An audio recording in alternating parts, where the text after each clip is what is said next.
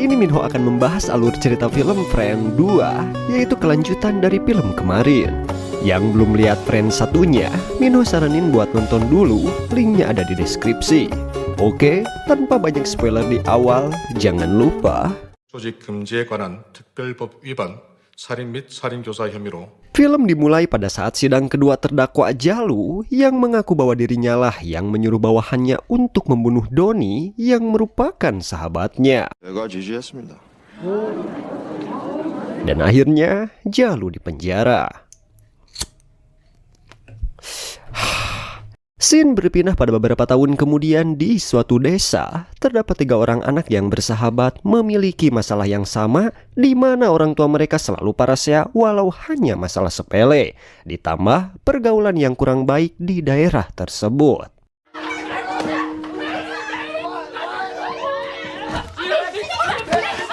Salah satu bocah itu pun mengatakan bahwa ketika dewasa nanti akan menghabisi mereka.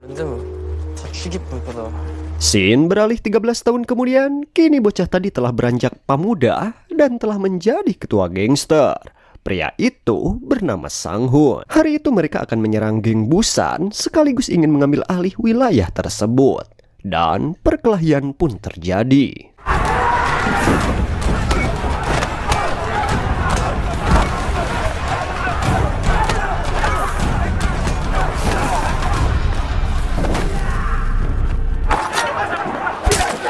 Setelahnya, Sang-hun menyerang teman kecilnya yang kini telah menjadi biksu.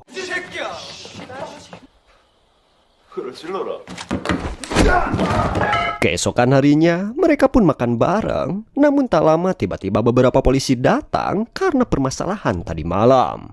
Dan akhirnya Sang-hun dipenjara. Beberapa hari berikutnya, Ibu Sang-hun datang ke penjara untuk bertemu dengan teman lamanya yang merupakan pimpinan gangster yang sangat disegani. Tidak lain adalah Jalu. Namun, Jalu yang sekarang tampak sudah agak sepuh, guys. Ibu Sang-hun meminta agar Jalu dapat melindungi anaknya di dalam penjara. Kemudian, di dalam penjara, Jalu menghampiri Sang-hun yang memang rada polontong, lalu mereka mengobrol sambil menyebat di suatu tempat. Sebenarnya Jalu mendapat perintah dari gengnya di luar untuk menghajar Sang-hun. Namun hal itu tidak dihiraukannya, malah memerintahkan anak buahnya yang dipenjara untuk tidak mengganggu Sang-hun. Bahkan Jalu menyuruh untuk mengabarinya kalau nanti sudah bebas. Tibalah hari di mana Jalu bebas setelah mendekam di penjara selama 17 tahun. Saat itu juga ada seorang pria yang juga bebas, ia bernama Sugi. Terlihat Sugi ini sangat menghormati Jalu. Ia pun langsung direkrut oleh Jalu. Karena seorang yang sangat disegani, Jalu dijemput oleh banyak anak buahnya malam itu. Sebelum berangkat, Jalu sempat menanyakan seseorang yang kini telah menjadi wakil presiden direktur. Suatu malam, Jalu bertemu dengan Yongki selaku wakil presiden direktur organisasi mereka. Saat makan bersama itu, Yongki tampak memberi arahan agar Jalu istirahat beberapa hari dan setelahnya akan berangkat ke luar negeri. Seolah Yongki mau mencampakkan Jalu. Jalu yang paham sedikit mengatai Yongki.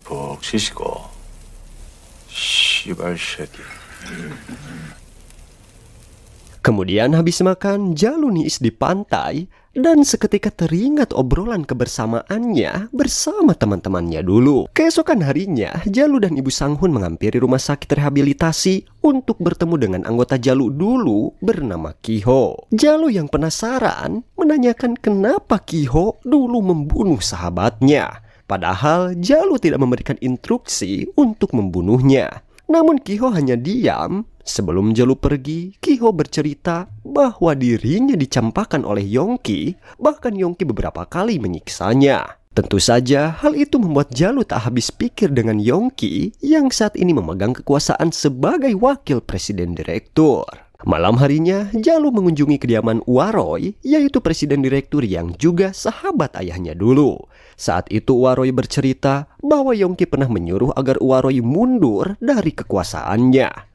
Pada awalnya kerja dia emang bagus, tapi setelah 1 tahun kemudian Yonggi berusaha mencampakkannya lalu memasukkan anggota baru yang memihak kepadanya.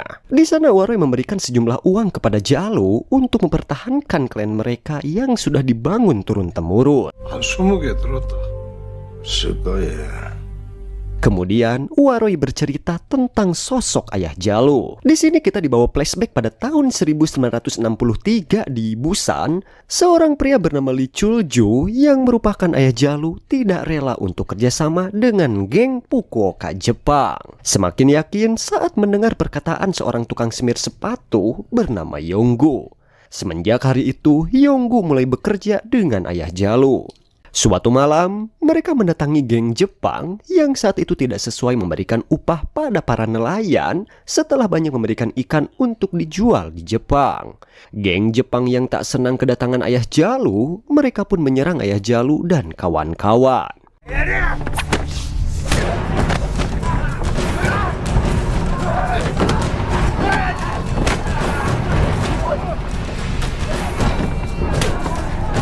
Ketika pertengkaran itu, Yonggu tertusuk, namun pada akhirnya mereka berhasil mengalahkan geng Jepang. Yonggu yang dirawat di rumah sakit, tiba-tiba beberapa aparat datang untuk menangkap ayah Jalu.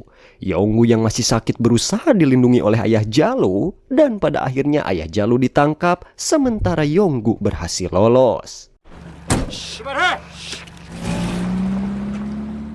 Di masa kini, tahun 2010, Sang-hun dikunjungi oleh teman kecilnya si biksu di penjara. Di sana biksu berusaha menjelaskan bahwa bukan dialah orang yang melaporkan ke polisi. Namun, mereka tampak berdebat. Selanjutnya, si biksu cerita dan kita dibawa ke masa lalu mereka saat SMA. Mereka yang cabut dari sekolah pergi ke suatu tempat. Sang-hun yang tak terima sahabatnya dipukul mendatangi geng Busan lalu menghajarnya seorang diri. Setelahnya, mereka pergi ke bar untuk minum-minum dan di sana Sang-hun dikenalkan oleh si biksu dengan teman-teman wanitanya. Keesokan harinya, mereka berpasang-pasangan pergi jalan-jalan. Di tempat karaoke, wanita yang dibawa Sang-hun mengajaknya ke suatu tempat untuk melihat perahu.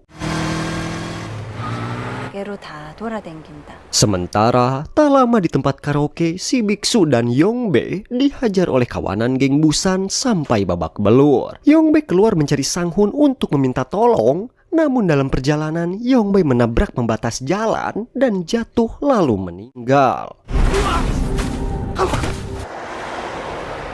Sang-hun yang merasa bersalah pulang ke rumah. Di rumah dia melihat ibunya diperlakukan kasar oleh bapak tirinya. Tentu hal itu malah semakin menambah kemarahan Sang-hun. Dia pun mengajak ayah tirinya makan mie ayam, lalu menghajar ayah tirinya itu dengan begitu brutal.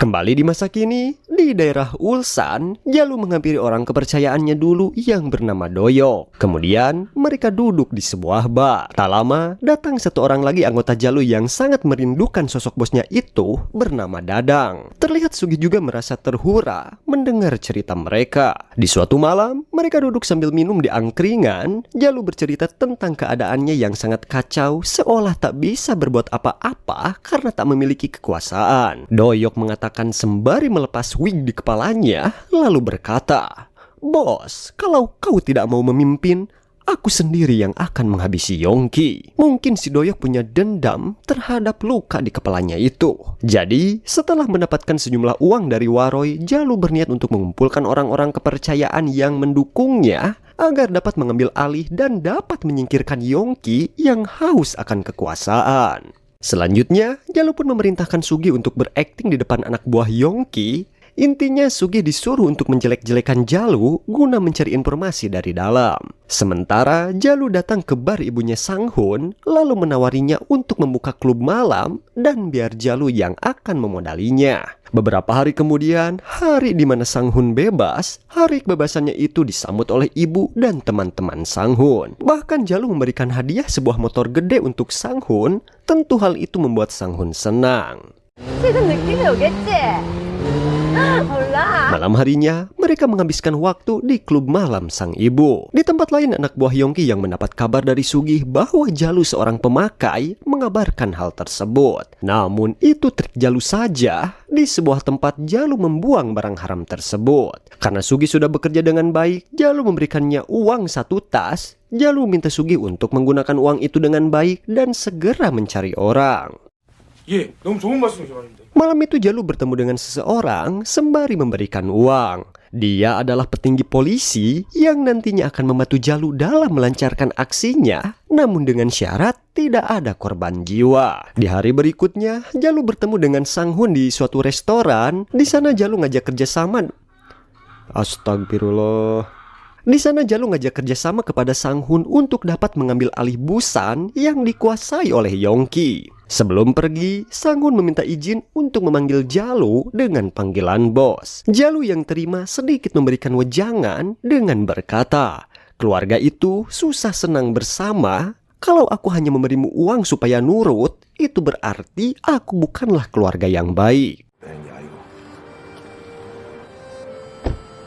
Kembali pada tahun 1963, Ayah Jalu baru saja dibebaskan dari sekretariat keamanan Busan dengan keadaan babak belur. Dalam perjalanan, dia menanyakan siapa gangster yang dekat dengan sekretariat keamanan Busan.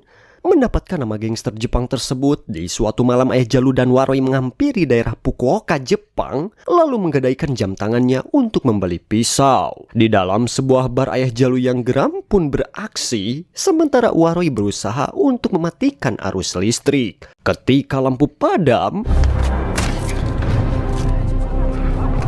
suatu hari ayah Jalu dipanggil oleh pimpinan mafia Jepang untuk melakukan kerjasama demi saling menguntungkan. Namun ayah Jalu dengan bijak menolaknya dan akan bertanggung jawab penuh untuk Busan.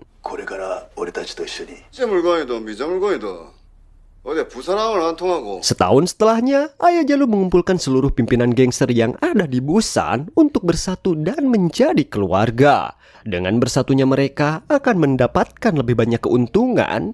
Masa sekarang kekerasan bukanlah cara untuk menyelesaikan masalah, tapi dengan uang bisa berkuasa, kata ayah Jalu. Jadi, karena Busan merupakan daerah perairan pada masa itu, Jepang hendak menguasainya dan menjadikan penduduk asli sebagai kacung mereka. Lalu, muncullah ayah Jalu sebagai orang disegani di daerah tersebut. Tak mau melihat keluarganya dimanfaatkan oleh Jepang, dibentuklah organisasi penentang Jepang untuk mengambil alih kekuasaan. Kembali di masa kini, Jalu berada di kediaman Waroi yang keadaannya semakin memburuk. Di sana Waroi memberikan jam tangan yang dulu pernah digadaikan ayahnya. Sepertinya setelah digadai, Waroi mengambil kembali jam tangan tersebut. Dan saat ini sebagai presiden direktur, memberikan jam tangan itu kepada anak Chulju, si Jalu. Kemudian Jalu bertemu dengan rekannya Doyok dan Dadang yang berencana untuk mengacaukan beberapa kaki tangan Yongki dengan syarat tidak ada korban jiwa. Kemudian di klub malam ibunya Sang Hun, tampak kawan-kawan Sang Hun ikut mendukung rencana tersebut. Di pinggir jalan, Sang Hun dan Jalu minum sembari curhat. Jalu sempat menanyakan tentang ayahnya, namun Sang Hun tidak mengingatnya karena sang ayah meninggal saat dia masih kecil. Di perjalanan pulang, ketika akan berpisah, dalam keadaan mabuk, Sang Hun mengucapkan terima kasih karena baru pertama kali baginya mendapatkan perlindungan dari seorang pria senior. Besoknya, semua sahabat Jalu beraksi untuk menghajar para kaki tangan Yongki.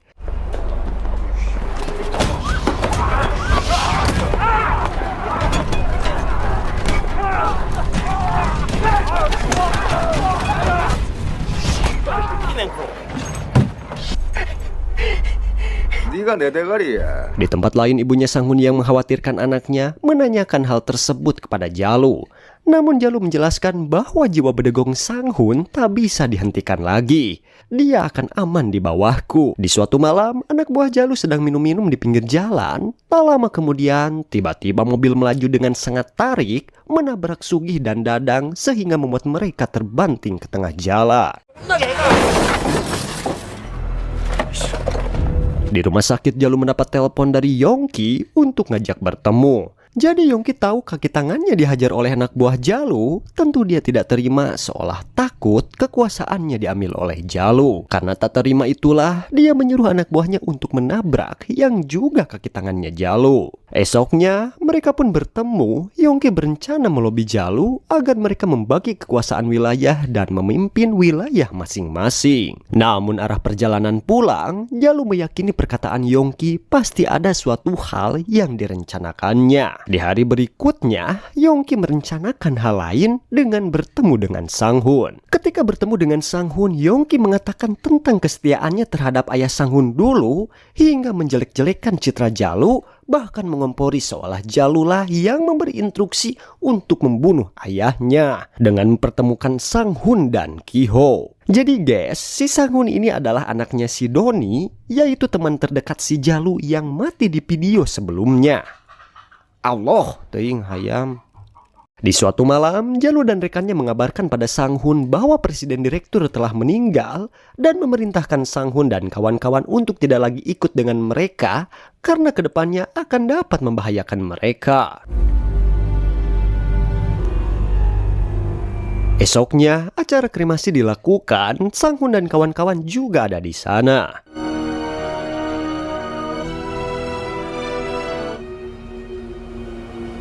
Setelah upacara selesai, semua anggota gangster pergi. Dalam perjalanan, mobil Jalu berada paling depan.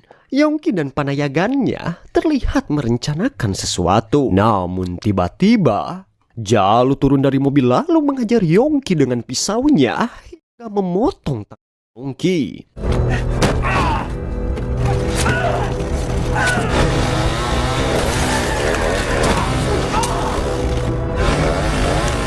Seluruh panayagan Yongki tidak bisa berbuat apa-apa, malah mereka semua yang langsung tertunduk takut ketika melihat wajah Jalu yang menatap mereka. Di malam hari, semua anggota geng termasuk para petinggi geng mendatangi Jalu untuk meminta maaf atas semua yang terjadi. Dan kedepannya, semua petinggi dan anggota geng hanya akan patuh terhadap semua perintah Jalu. Di saat bersamaan, Sang-hun menerima panggilan dari Ki-ho, yang dimana Ki-ho yang sudah tahu jika Yongki sudah tidak walakaya, baru berani menceritakan semuanya. Yang ternyata perintah Jalu dulunya tidak untuk membunuh Doni, yaitu ayahnya, melainkan untuk membuat Doni menjadi cacat. Karena Doni pada saat itu sudah tidak terkendali dan berencana akan membunuh Jalu. Akan tetapi pada hari itu Yongki terus memerintahkan untuk membunuh Doni sampai Doni meninggal.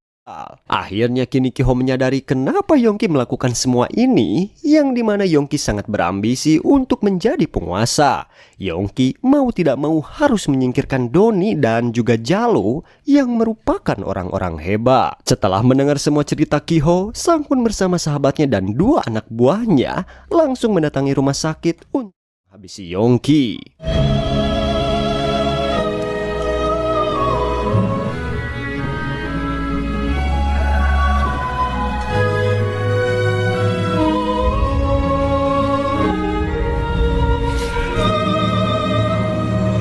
Esokan harinya, terlihat Jalu mendatangi tempat di mana dulu Doni nyawa karena dia merasa sangat rindu dengan sahabatnya ini.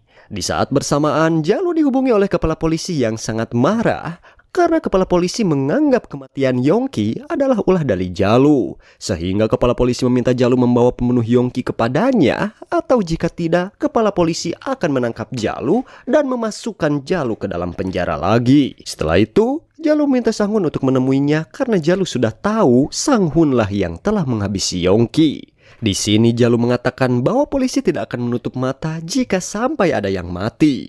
Oleh sebab itu, Jalu minta Sang-hun untuk pergi ke luar negeri sampai semuanya selesai, juga mengatakan bahwa dia akan menanggung semua biaya Sang-hun di luar negeri, bahkan Jalu akan memfasilitasi semua kemauan Sang-hun. 경찰하고 시어버는 내가 만큼 부치주고.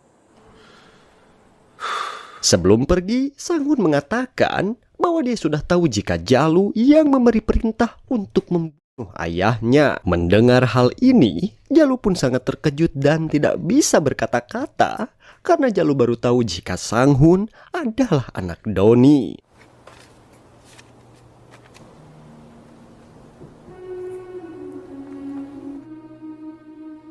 Dan film pun tamat. Nyir, engap. Allah, Tapi ini semua demi kalian. Ngopi ya. Oke. Gimana tuh ceritanya? Seru kan? Mungkin itu saja ya yang dapat Mino sampaikan. Buat yang baru gabung, jangan lupa subscribe, like, dan komen agar Mino lebih semangat membuat video-video seru lainnya. Saya Minho, sampai ketemu di alur cerita film selanjutnya.